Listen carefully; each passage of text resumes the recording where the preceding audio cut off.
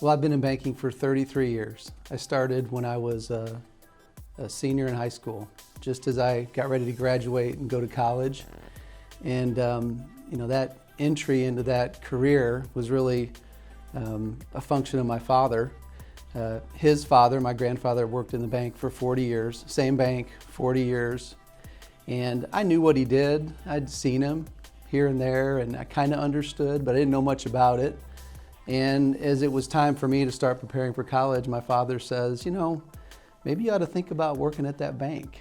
And I thought, well, not a bad idea. I'd spent a lot of summers in cornfields or mint fields or washing dishes. And of course, I asked my dad why, and he said, well, it's, clean, it's cool. Yeah. And it might actually put you on a path to something you want to do someday. I thought, okay, I'll try it.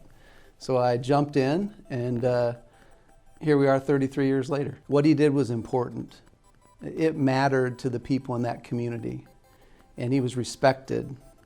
And it made me think about the fact that what he did must make a difference. And, I didn't really get a chance to talk to him about it or learn more about what it meant to him, but I could observe, even as a young guy, that it mattered, and it mattered in that community.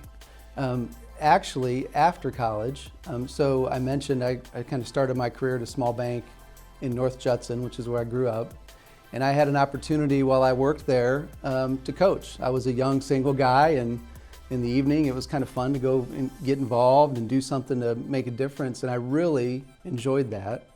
And what I learned over time and what I take away today is just how much what I do right now mimics what I did 30 years ago. You're trying to be inspirational. You're talking about strategy and how do you win.